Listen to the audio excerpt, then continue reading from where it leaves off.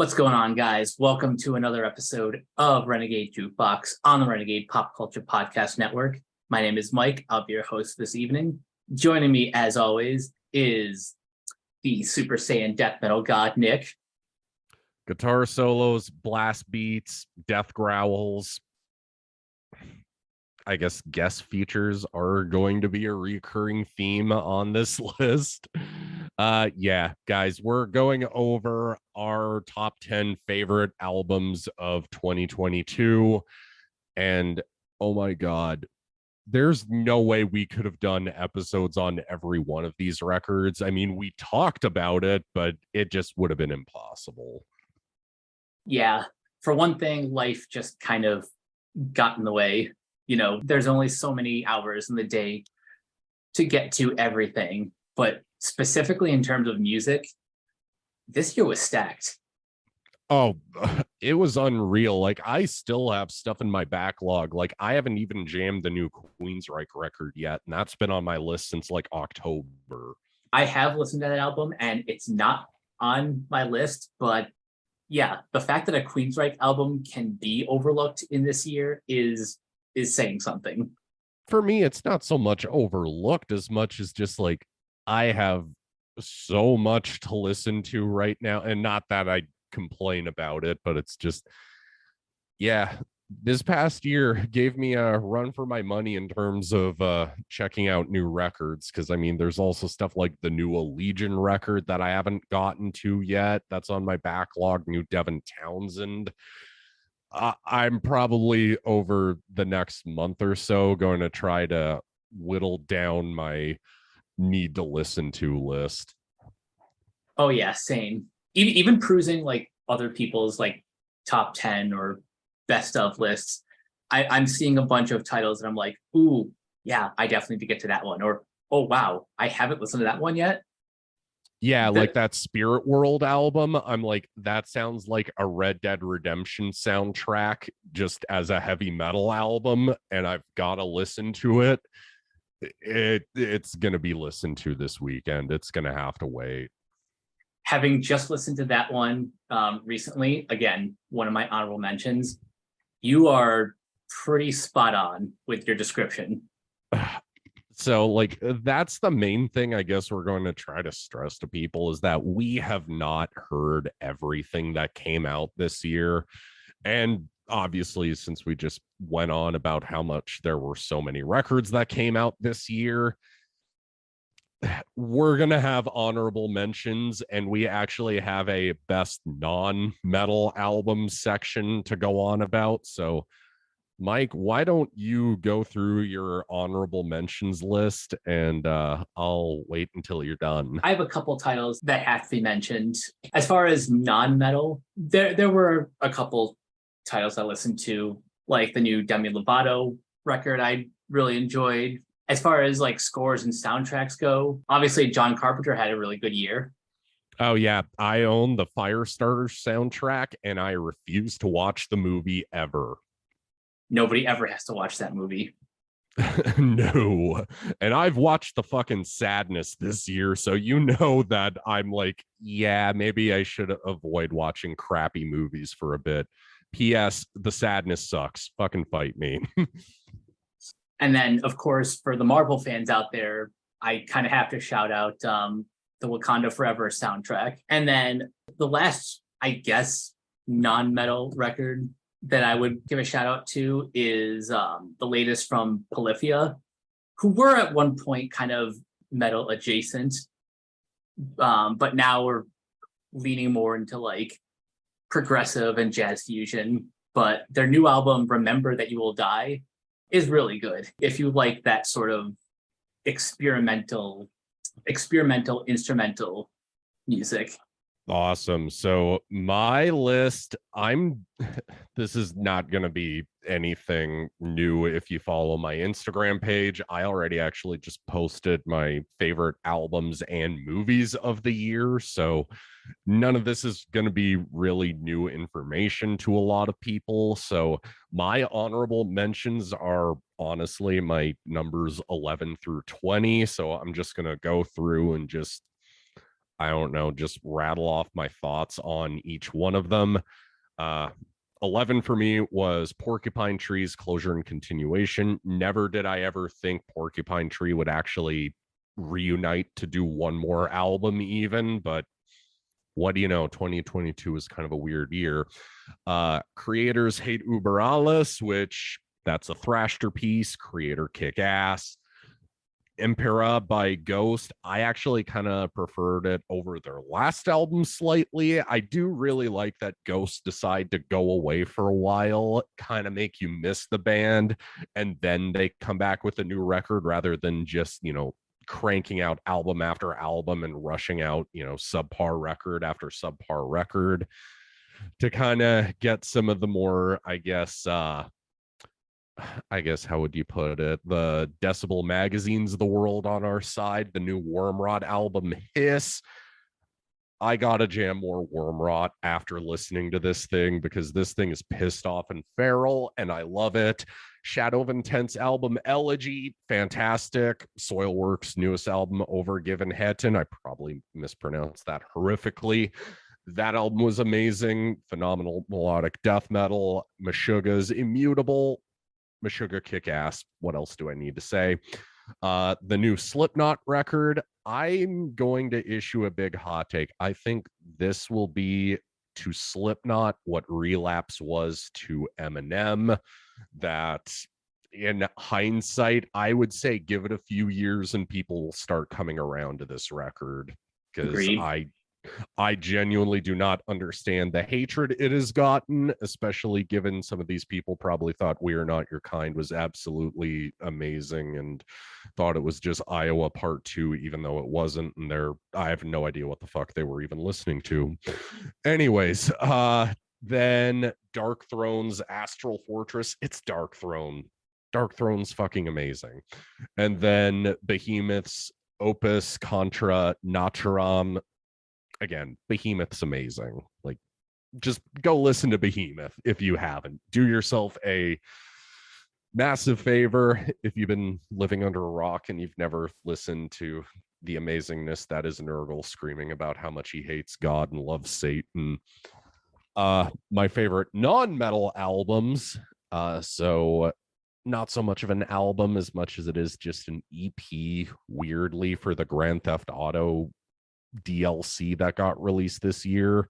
Still amazing that Grand Theft Auto 5 is getting DLC still, but the new Dr. Dre EP. Yeah, 2022 gave us a new Dr. Dre EP. Maybe not quite as good as the Chronic or 2001, but at this rate, I don't think anybody would expect anything to top those albums. Hey, new music is new music. Oh, from Dr. Dre, the guy who infamously took almost 2 decades to put out an album that never came out. I'm not going to bitch too much. The Joel Ortiz and King Crooked album, The Rise and Fall of Slaughterhouse, probably the closest thing we'll get to an actual third Slaughterhouse album. So again, I won't complain. Really killer record. Lloyd Banks, The Course of the Inevitable Part 2, which further goes to prove to me that Lloyd Banks was the best member of G Unit, and I've really got to go check out his back catalog of mixtapes that he did. Same. Just given that he has like at least 20 of them, just a random guesstimate, like just given that he has more mixtapes than he does official studio albums. Yeah, but nonetheless, I think if you're a rap fan and you've never heard any Lloyd Banks record, I think Course of the Inevitable 1 and 2 should be on your must listen to list. Then Conway the Machine's God Don't Make Mistakes, his album for Shady Records. I love Griselda, so this was way up my alley. Awesome album. Go listen to it. It's great. And probably best rap album of the year for me. No, I did not hear the new Kendrick Lamar album yet, but I have heard the new Nas album. This King's Disease series that he's been doing has been amazing. Some of the best production he's had to date, some of the best lyrics he's ever written. And It's Nas. What else do I need to say? Nas kicks ass. Go listen to this record. It's amazing. I definitely need to add this one to my list because, yeah, just the fact that Nas is making some of the best music in like the later half of his career is pretty exciting. Well, big hot take for me. I've never thought Nas, of the albums that I've heard, even the lesser ones, I can at least justify them for their own reasons to some degree. Like, as not good as Nostradamus is, I understand why it is what it is because of the history behind it. Just without just going into the entire Wikipedia page and explaining it to everybody. But now it's time to tear into our 10 favorite albums. So we're basically just going to go on about albums 10 through 7, just the first 4 on our list, because our 6 through 1, I kind of feel like between the two of us, any one of these albums could have been number 1, but like all 10 of these records are amazing. Go listen to them. Mike, I'm gonna let you get started with your pick for number 10. Before I get to number 10, I have to slide in a number 11, one that I actually just listened to recently from a band called Path. These guys have been around for, I guess, like 10 years, actually less than that. They're a band from New Jersey, and they put out an album this year called All That Was Promised. And they're like a progressive black death metal kind of band, and they're awesome. So yeah, you should definitely check out their record, All That Was Promised. But my number 10 is, of course, the new one from Arch Enemy, Deceivers. If you know me, you know how much I've adored the Alyssa era of the band. No disrespect to Gassau, she was great, but I just connect to her music a little bit more. And this album in particular has a lot of cool old school metal riffs, and it's pretty awesome. We might as well just give our thoughts on each one of the records we picked for 10 through 7, mostly just because like I feel like we've listened to pretty much most of the same records. My thing with the Alyssa era of Arch Enemy, and I will actually kind of, as much as I love Arch Enemy and I've met them a bunch of times, some of the nicest people you'll ever meet, but for me, I really kind of can't stand people who just don't like the Alyssa era because reasons. As much as I do think the best album in the Alyssa era is still War Eternal because they had the most to prove and the most on the line with that album, I still feel like even Will to Power, which I do feel is the lesser of the Alyssa records, I still would much rather go listen to that album over, say, some of the lesser Angela Gasso era records. Like, guys, do I need to remind you Chaos Legions exists? Please don't. Yeah, like, don't come bitching to me about how Arch Enemy sucks because Alyssa's in the band and every album's been terrible since. Honestly, go back and listen to Chaos Legions again and tell me that bullshit with a straight face. Don't fucking lie to me. Yeah, that's where I stand with people who have come up with reasons to not like the Alyssa era that honestly don't make much sense. Like, fine, you don't like Will to Power as much as like Anthems of Rebellion, or going back to like Burning Bridges, which didn't have Angela Gasso on it but had Johan on vocals. Like it's a lot of bad faith crap, but like, I mean, Deceivers, it's a really great album. I really liked it, but you know, it was more lower on my best of the year list that I posted. But again, it's a killer record. I'd suggest you go jam it. I'll let you go on about your number 9 pick because I have not listened to it, but then I'll get into my 9 and 10. Okay. So number 9, again, another kind of late entry. This is a progressive death metal band called An Abstract Illusion, and they put out their second record called Whoa back in September, and this album is nuts. It's like 7 tracks, all in various lengths, but you have to listen to this record from start to finish because the whole thing is pretty seamless. If you really like the proggier side of death metal, then you will really get a kick out of this. That is going on my list, and I'll probably wind up getting to it whenever I actually have some free time to jam some more stuff that came out this year.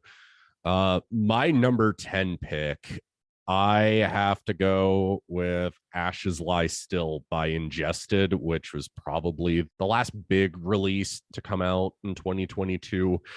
For those who have been living under a rock for the past few years, Ingested are a slamming brutal death metal band hailing out of the UK. And I got into them when their album The Level Above Human came out in 2018. The song Invidious really hooked me in. It made me go, man, I really need to start listening to more Devourment more often. But my kind of thing with slam death metal is I'm kind of picky when it comes to it. I don't like the gross kind of misogynist kind of shit that even Devourment kind of felt like they needed to like get away from. But I really feel like Ingested, once The Level Above Human and Where Only Gods May Tread, those are the albums that really hooked me in when I was getting into the band. But this album is completely incredible. I mean, it's their first one as a 3-piece. A lot of the lyrical content has to deal with, just things the band has dealt with since putting out their last album. Their guitarist Sean losing his dad, a lot of more personal content like cutting out toxic people from your life and addictions and just depression. Like, this is a much darker, more personal record for the band, and I think it's just some of the best songs that they've ever written. I mean, Shadows in Time, Sea of Stone, just phenomenal, super heavy tracks with Broken Wings, and Echoes of Hate. Just Jason Evans' voice is just beastly on this thing. But I think you and I would agree, Mike, we probably think that the biggest strength of this record is in the guest features. Yep, absolutely. Yeah. Julia Frau, who I'm not as familiar with. I don't think she's even in a band. I haven't fact checked myself, so I could be completely full of shit right now, but she is the first time female vocals have been featured on the band's albums, and what she adds to the opening track is absolutely stellar. Then there's From Hollow Words, which has Sven from Aborted on it, and this thing will make you want to go to the gym and lift every ridiculously heavy thing in sight, maybe more than you should. I'll probably end up doing that tomorrow just because this song is an absolute rager. It will punch you square in the face for 4 minutes straight. And then one man who will be appearing later on our list is Matt Heafy from Trivium on the song All I've Lost, which one of the things I really loved about this is that it works in Matt Heafy's clean vocals subtly into the mix, but just it's still him growling his ass off, and it sounds absolutely amazing. When I found out that Heafy was going to be on this record, that's when I knew, oh, so this is going to be something special. Again, having been already invested with the last couple of records, this for me was just like, ooh, it's just more of a good thing. And plus, who would have thought that Sven from Aborted and Matt Heafy from Trivium would be on the same record at one point? Just insanity. Yeah, so Ingested, they fucking kick ass. Go listen to them. My number 9 is your number 8, so I guess we can probably just kind of share both of our thoughts on this one at the same time. So this is the Halo Effects debut record, Days of the Lost. Yes, which for those who might not be aware, this is basically the closest we get to old school In Flames coming back and making an old school In Flames record. This thing was amazing. This thing was a treat to listen to. I had to make sure that this was something that I spun on vinyl for my first playthrough, and it's just phenomenal musicianship. I really do miss hearing Jesper and, well, it used to be Bjorn, but now it's Nicholas Engelin doing the twin lead work. It's just amazing to hear them making an album that, yeah, it does sound like 90s melodic death metal, but it's not something that gets made very much anymore. And that's just kind of a bummer. So to actually hear it come back in full force like this again, it's more than welcome. And then bringing in Mikhail Stan from Dark Tranquility In Flames' old vocals. Oh, so this is like pretty much a full In Flames reunion. Pretty much, because Michael Stan did vocals on Lunar Strain, not on the Subterranean EP. But yeah, this was definitely a treat and probably the best representation of melodic death metal in 2022, which there was one month in particular that had like 3 or 4 releases like come out in a row, which was pretty cool. Yeah, it was Amon Amarth, this, Soilwork, and Arch Enemy. So it was just an onslaught of mellow death for an entire month, which I'm never going to complain about. Yep, I remember nicknaming that Awesome August. Yeah, which not far off. Since I guess number 8 we both kind of went over, might as well hop into my number 8, which this one surprised me, and I'm going to try and not name too many details, just nothing that's going to be something that comes back to bite me in the ass. But this one was a huge surprise for me because I aggressively did not care for Dystopia by Megadeth in 2016. In one part of it, it was due to somebody I was in a relationship with at one point, who basically, that was the only metal band that this person would ever talk about. So I felt the need to kind of be like, you know what, I could stand not to listen to Megadeth for a while, especially considering the album itself is insanely overrated. I really thought the production on Dystopia was just so dry, lifeless, and just the riffs I didn't even find that thrashy. Yeah, it was a heavier record than Super Collider, but the quality in songwriting was not fucking there. So the fact that The Sick, The Dying, and The Dead kicks as much ass as it does, I've got to honestly say it's really nice to have a Megadeth album that's awesome again. Yeah, one that sounds like a true Megadeth album. And one thing that I actually really appreciated about this record too is that it's like Dave Mustaine's obviously going to have whatever bit of his politics be in the mix on an album, but I'm kind of happy that he didn't have this album come out during an already tumultuous political climate. And in the case with Dystopia, a lot of the lyrics really overshadowed what bit of cool music would have been happening on that record, just be overshadowed by some awful right-wing tirade. Like, literally, one of the worst parts on The Threat Is Real for me was the lyrical content.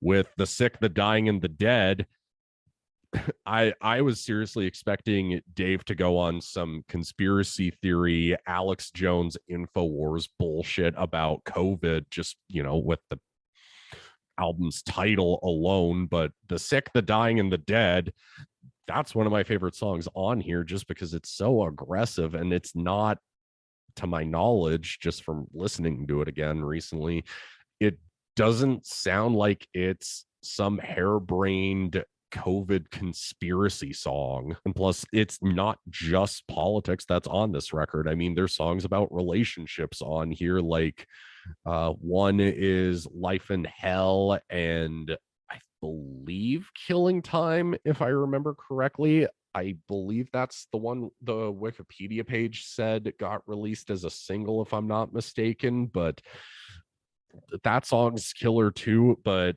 the main standouts for me that really hooked me in were one, Dogs of Chernobyl, which is a really cool ass title, which Dave actually came up on a recommendation from his doctor when he got diagnosed with cancer back in 2019. But some of the best music on the album is on that song. Soldier On has some really amazing guitar work as well. I might as well just add a fourth song in the middle of this entire rambling session just because fuck it, it's a killer track and you should go listen to it because but the two singles that they released first that convinced me, okay, this is going to be something worth jamming, was We'll Be Back and Night Stalkers with Ice-T on it. We'll Be Back is probably one of the best first singles that a band like this could release. Like, it's a statement. Oh, yeah. And the fact that it even closes out the record is just killer. One of the things that really had me scared, kind of like what ended up happening with Dystopia, was how I was genuinely scared lifting Dirk out of Soilwork to come be in Megadeth because Chris Adler was doing the drum work on Dystopia. I was really scared they were going to waste a talent like him, especially just given how many crazy blast beats that Dirk can do and how much technical drumming he can do. All of my worries were immediately quelled with this track and Night Stalkers. Again, Night Stalkers just kind of keeps that ridiculous tempo up, and Kiko just, his interplay between Dave and his solos is just amazing on this song, and bringing in Ice-T for a spoken word part on the song is just amazing. So again, this is probably the biggest surprise of the year for me, just given that I was not going in expecting this to be as good as it was.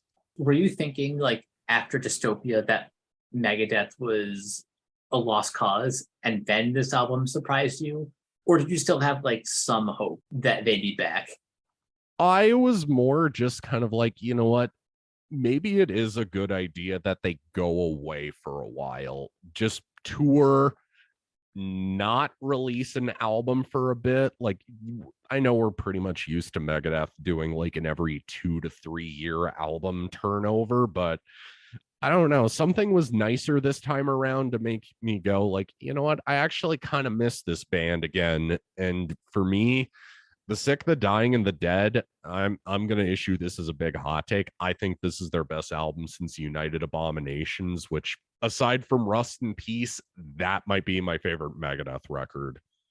So it's just nice to have a really good Megadeth album to talk about without having to go, yeah, but the lyrics are fucking harebrained right-wing bullshit. Good to hear.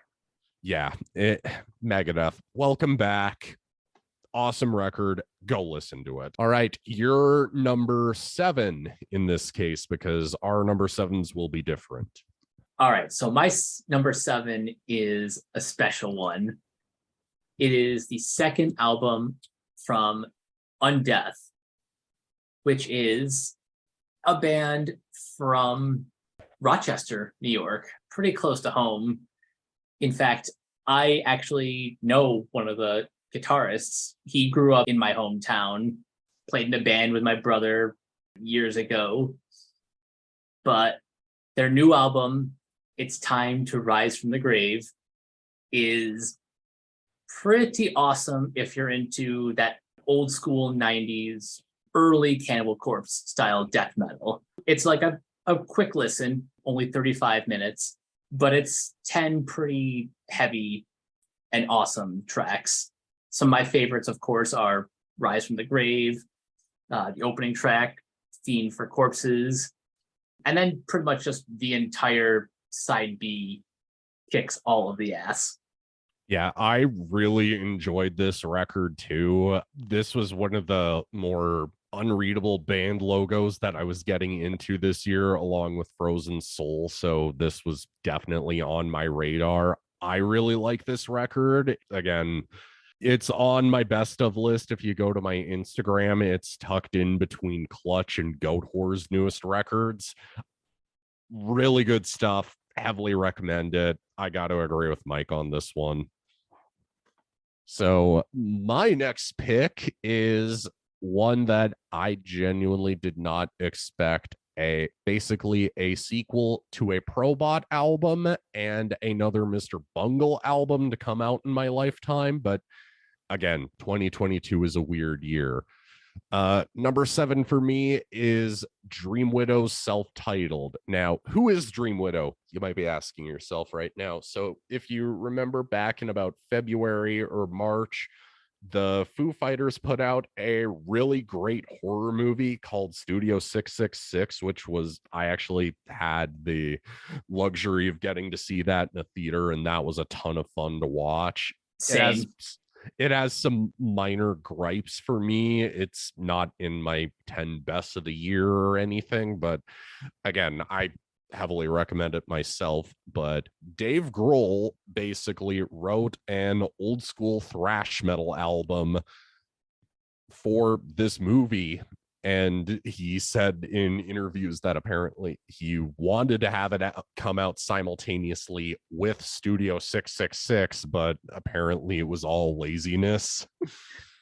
So in typical Dave fashion, he at least had a sense of humor about it. But Dream Widow is stellar. Like, I cannot recommend this thing heavily enough. I would say the closest things I can compare it to is old school Celtic Frost and Skeleton Witch.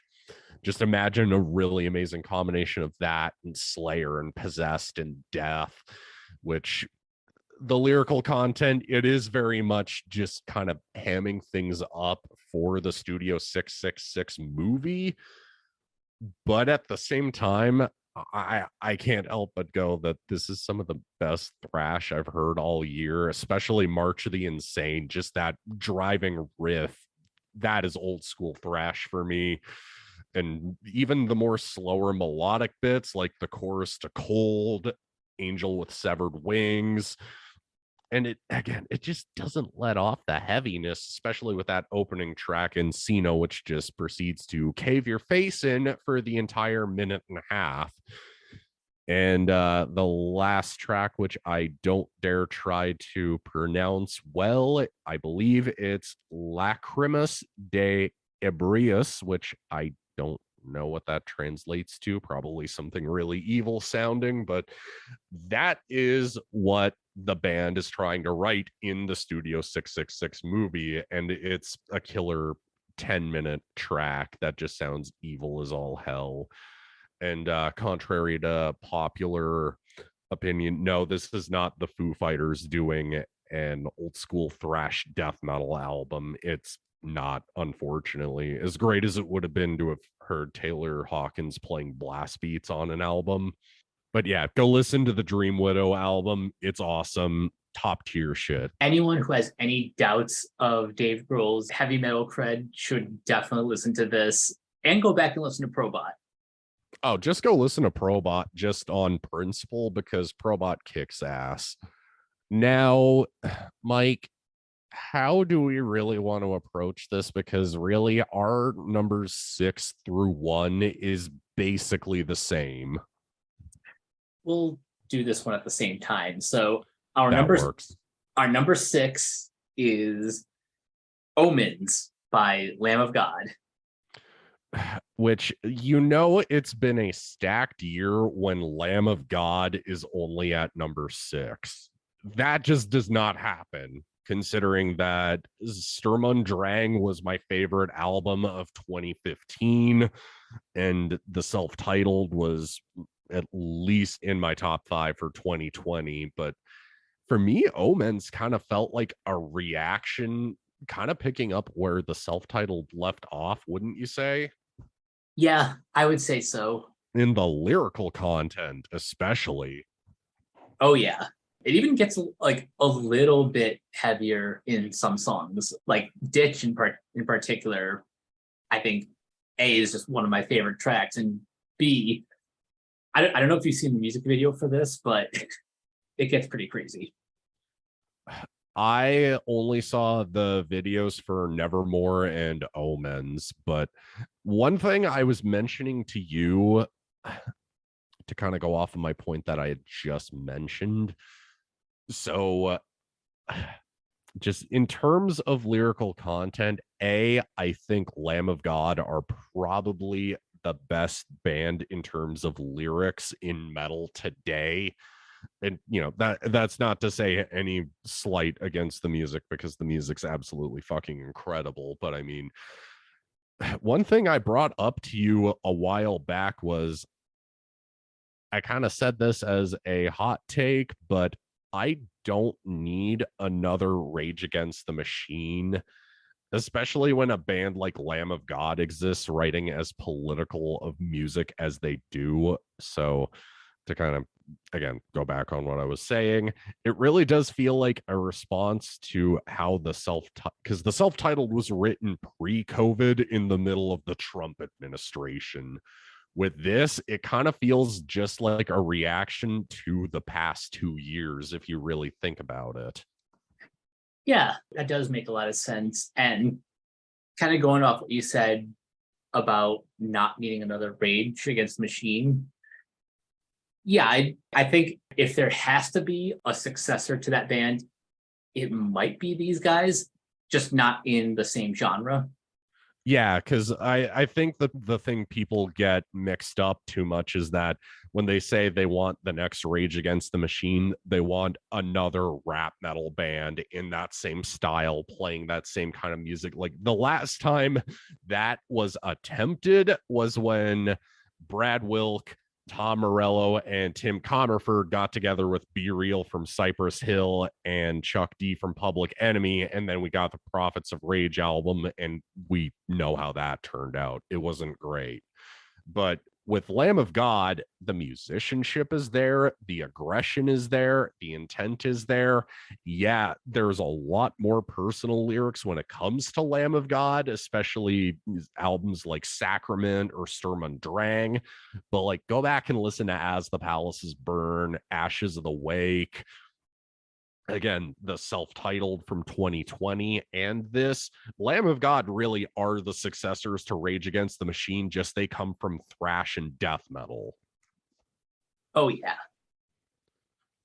So number 5 for us then, just to kind of transition, is I actually have my Trivium hoodie on for this, so this is fitting. So number 5 is the Ibaraki album Rashomon, which we're not going to go on too much about, just because we're big Trivium fans. Obviously, we're going to really like it. But again, considering that we've waited God knows how long for the Matt Heafy Eshan record to finally come out, it's just great to finally actually hear these songs and it kind of being accurate to what Matt Heafy was describing in interviews for years. Yep. I remember for like the past couple of years hearing that like he and Ishan were experimenting, playing around, doing some sort of collaboration. And then we never really knew exactly what form that took until the first single dropped earlier this year. Yeah, and all of the features again on this thing are amazing. Nurgle from Behemoth, Ishan, the man himself, appearing on it. Pretty much every member of Trivium appearing on a track in some capacity. But the biggest surprise is Gerard Way of My Chemical Romance fame appearing on the song Ronin, which doesn't have him clean singing at all. It sounds like actual authentic black metal. Who saw this coming in 2022? Again, it's been a really fucking weird year, Mike. But no, this album, it's musically really unique, but still feels authentically black metal. It doesn't feel like some weird combination of metalcore and black metal, even though I aggressively state to people Trivium is not a goddamn metalcore band. Get over it. But no, Ibaraki's really worth checking out. Go jam it. And I have no idea if we'll get another one in God knows how long. Maybe we'll have to wait another 10 years, but go listen to it. It's amazing. Last thing I'll say before we move on to number 4 is if you're someone like me who needs some assistance getting into black metal, I think this album is a good gateway. Although I totally think you should be jamming Dimmu Borgir first, but that's just me, that being a pretty diehard black metal fan. Number 4 for us is my favorite nihilists in the deathcore realm. Mike, introduce this one. This is Oh What the Future Holds by Fit for an Autopsy. And oh Jesus, is that album title ever fitting for the past 3 years since their last record? Oh fuck. So The Sea of Tragic Beasts was an album I genuinely really loved, and I felt that that album ended with, despite me just describing them as my favorite nihilists, that album at least kind of ended with some kind of at least a more hopeful sounding tone for the future in the track Napalm Dreams. Mike, how would you describe listening to Oh What the Future Holds? We're fucked. Pretty much. The best analogy that I used for you was I sent you that one still frame from the Angry Video Game Nerds Friday the 13th review for the whole Game Over. Oh, It's pretty much that...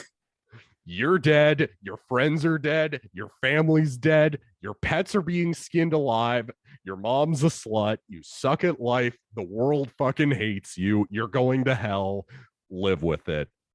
That's pretty much what the future holds in a nutshell.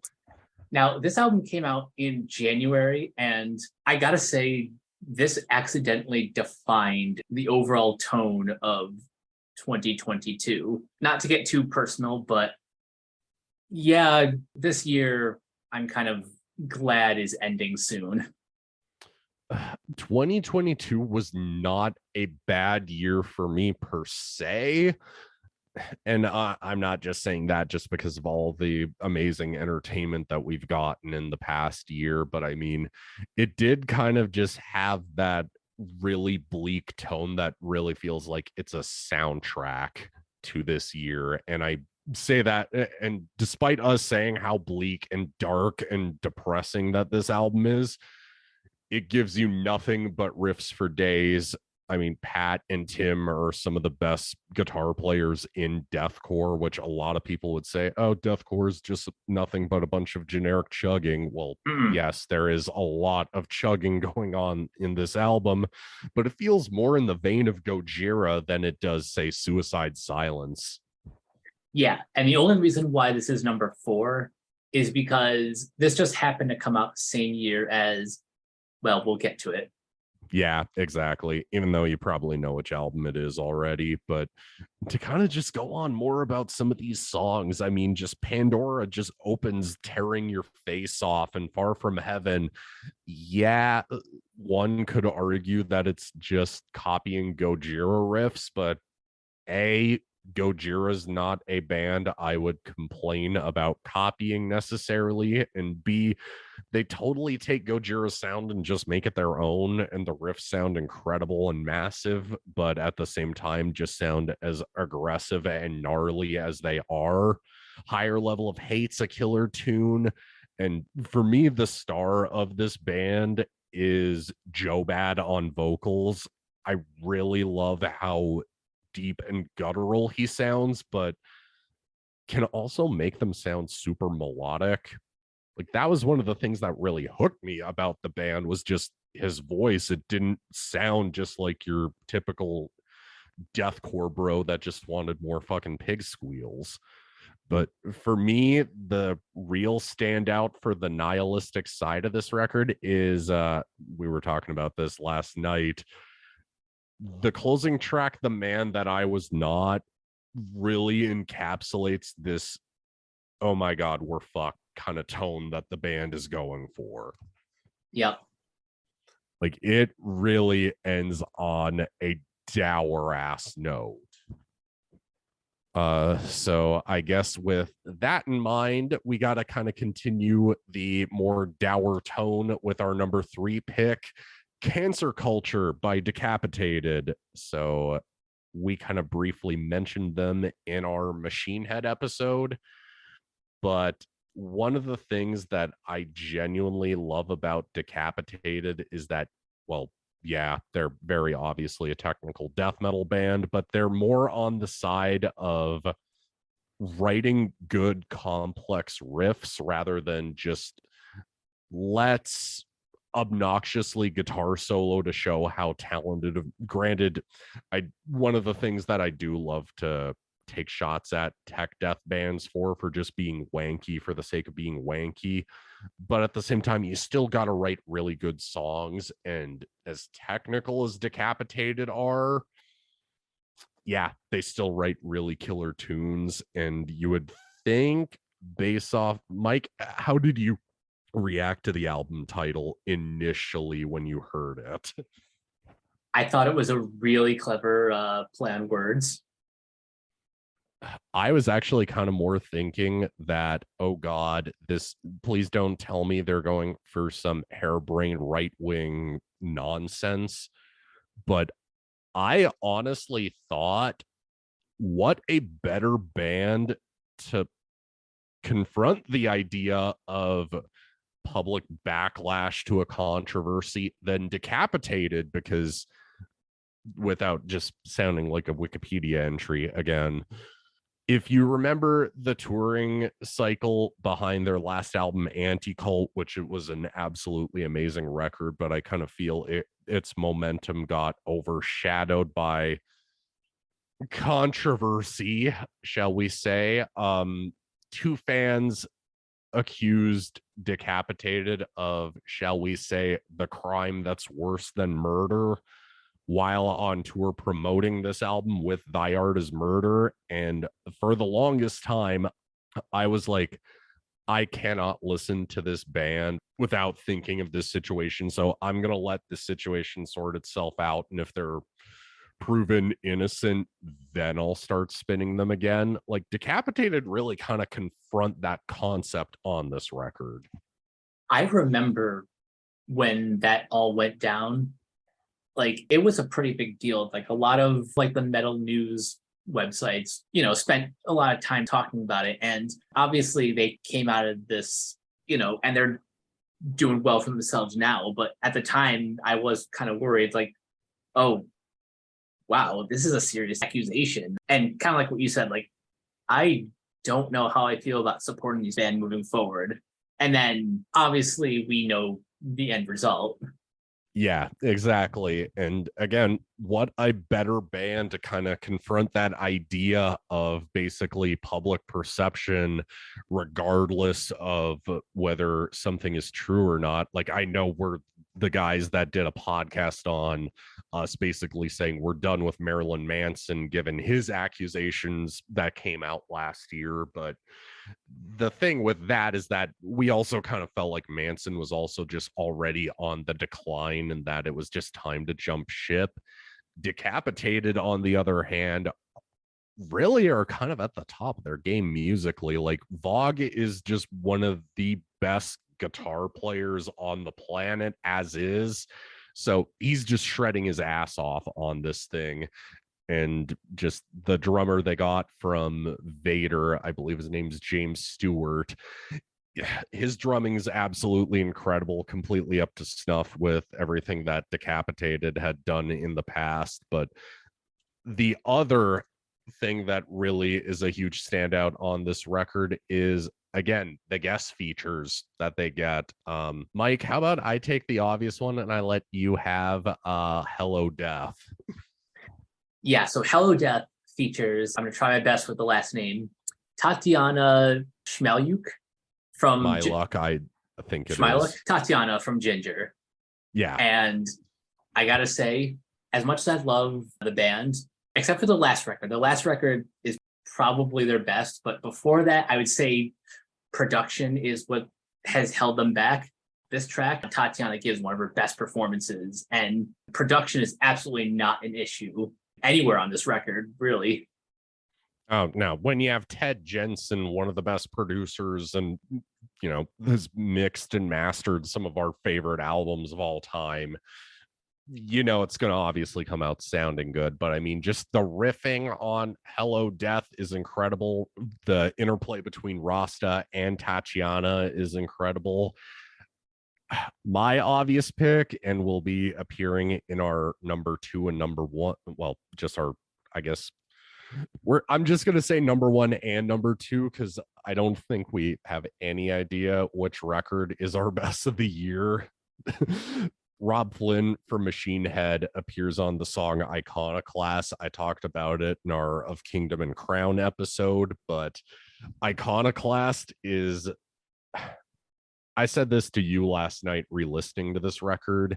This song borderline goes toe-to-toe with Kill the Cult off of the last album in terms of my favorite Decapitated song. If you want sledgehammer heavy riffs that just keep punching you square in the face, even when it gets into the melodic section with Rob, it still is just constantly kicking your ass and attacking you.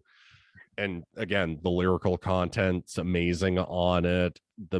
Again, lyrics, musicianship, guest features on here are all amazing. Just go listen to Decapitated. They're one of the best death metal bands on the planet, especially in the tech death realm. Oh, yeah, absolutely. And I am definitely looking forward to checking out more of their back catalog, because Decapitated is awesome. Oh, if you want recommendations just while we're talking about them, Nihility, Organic Hallucinosis, and Anti-Cult. And this. Just throwing that out there.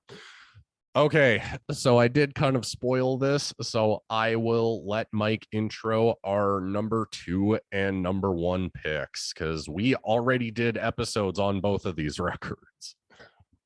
Yeah, you know what? I'm just going to say this right now. Number 2 and number 1 are honestly tied.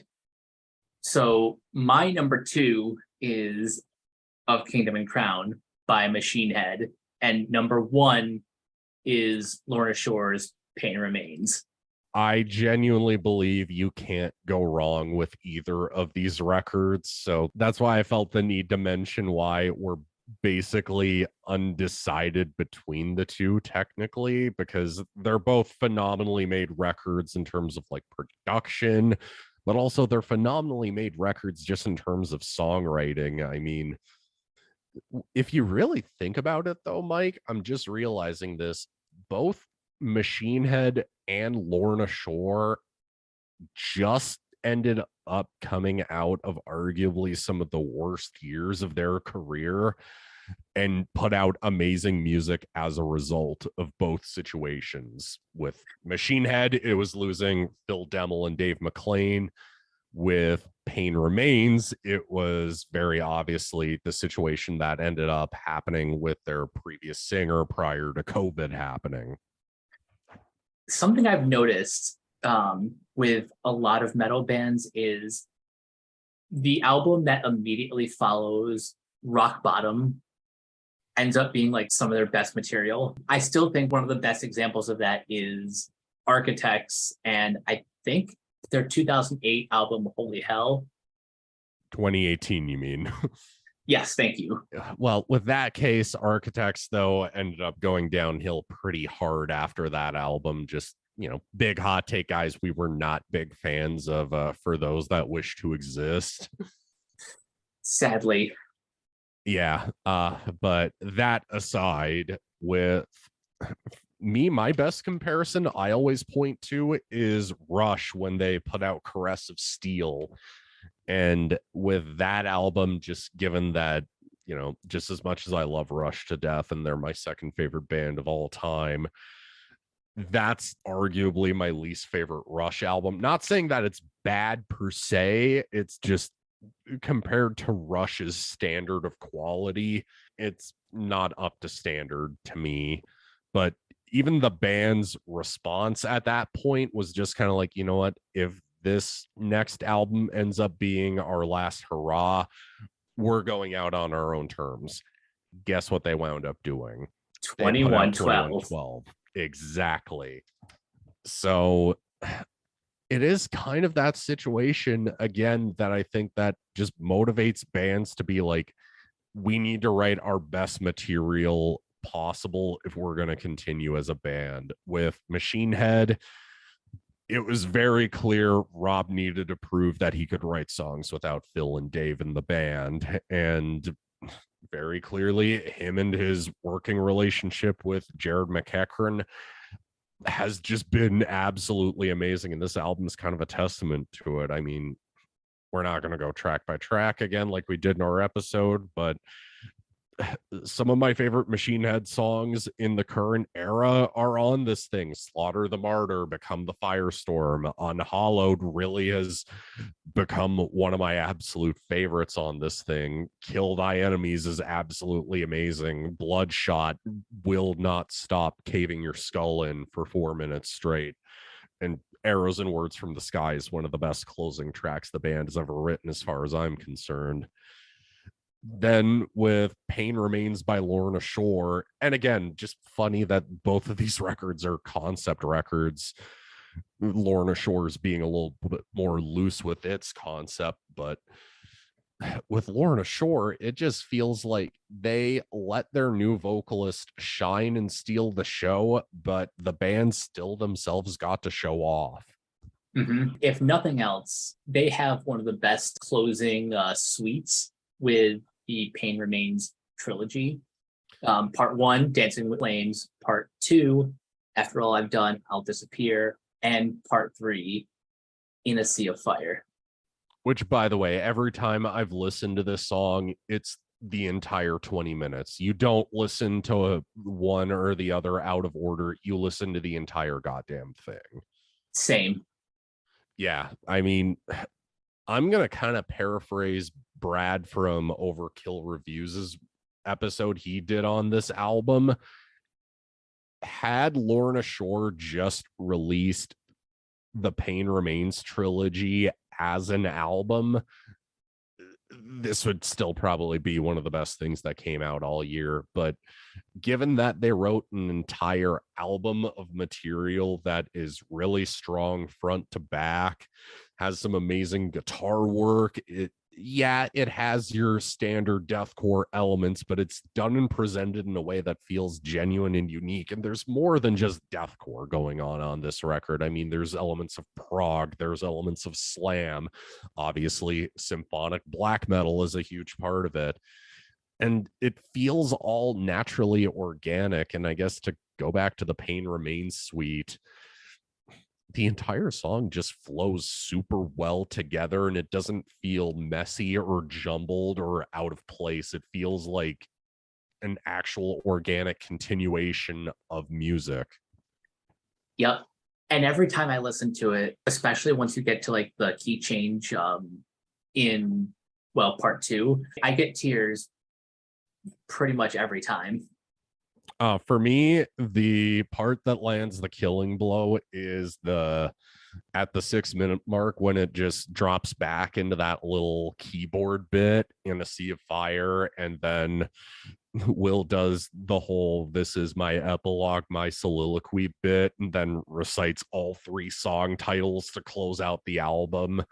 Like, that for me just lands the killing blow. Like, I would really love to, this band has not toured much of Canada other than Toronto and Montreal. I would love if they came here and played the entire 20-minute Pain Remains track in its entirety. I would actually just be down if they played this entire album in its entirety. Same. And I guess with that in mind, that is 2022 for heavy metal. Just who would have thought all of the blockbuster albums that would have been as amazing as we knew they were going to be, like Machine Head, Slipknot, Megadeth, Lamb of God, like every great album that we expected to be great was great, but then there were the huge surprises that just kind of came out of left field, or the lesser known bands that are just, really just fighting their way to the top. I mean, 2022's been killer for heavy music. I would say arguably one of the best years for metal we've ever had. Yeah, hard to disagree. If nothing else, this year proved that heavy metal can still be popular. I don't think it's ever stopped though. My main thing is just that it just doesn't get the respect or recognition it deserves. Mm.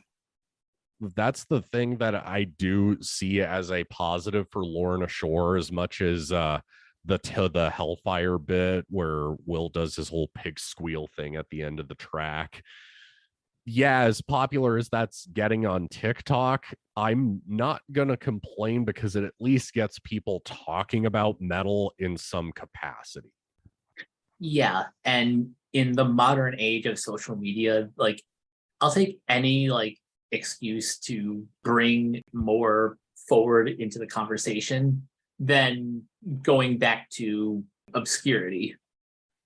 Either that, or just not just relying on bands that are just getting played on quote modern rock radio. Like, that's one of the things that made me go, like, I don't even feel like doing a worse, because I have no desire to ever listen to the newest Five Finger Death Punch albums. I have no desire or interest to hear this newest Architects record, which I just keep hearing is basically just Imagine Dragons core. Like, none of that interests me. These 10 albums that we just talked about, this is stuff that genuinely interests us, and we want to see bands like this get popular, because look, Metallica, Slipknot, Iron Maiden, as much as we love those bands, they're not going to be around forever. So we need stuff that's, like you said, I guess, keeps the conversation going. And with that in mind, I see 2023 just being another badass year for heavy music. Mm-hmm. Two albums in particular that I'm looking forward to, that I know are coming out in the first half of the year: Metallica's 72 Seasons, and In Flames, believe it or not, has a new record that I'm actually excited about for the first time since 2006, if I'm being completely honest. Without just naming Metallica because they're my favorite band, that just kind of goes without saying. For me, it's getting new Obituary, Catatonia, and Enslaved. And yeah, throw In Flames into the mix. So just prepare for 2023 to be another killer year for metal, even though, despite me saying 2022 is one of the best years for metal, I would just personally argue the 2010s and so far the 2020s is some of the best metal we've ever got. Yeah. I, as a metal fan, quite satisfied with what we've been getting so far. Oh, yeah, no question. And with that, 2022 is a close. So long, you tumultuous bastard, but at least we got some really great entertainment out of the mix. Well said. The next big project that we have coming in... Do we want to keep this as a surprise, or do we want to announce it right now? We'll give a little tease. Sure. You know what? I've got a really good one, actually. Kids, if you're going to announce a reunion tour and say you're working with a personal trainer, commit to it and don't go to McDonald's so much, and maybe don't have your shows be recorded. Let's just kind of leave that joke at that. We'll explain what that means later, but until next time, Nick, where can everyone find you online? Super Saiyan Death Metal God on Instagram. I post album covers, movies, video games whenever I've played through something that remotely interests me. I also mod for Catherine Isabel from Ginger Snaps and American Mary on her Twitch page, but she's not streaming at the moment, probably because she actually has some stuff outside of Twitch to be doing. So that's, completely fair. But whenever she decides to stream again, come join the chat and say hi and get a gifted sub. Awesome. And you guys can follow me on Twitter at CaptainK42. You can check out my quick thoughts on letterboxd.com/CoachK42. And you can follow Renegade Pop Culture on Facebook and Twitter at Ren Pop Culture. We're also on YouTube, on Podchaser, on the Banana Meter. Listen to all of our podcasts on Anchor, Spotify, Apple Podcasts, etc. And last but not least, everything can be found at renegadepopculture.com. Need an escape? So do we. That'll do it for the last episode of Renegade Jukebox for 2022. And until then, we will catch you guys later. Peace out.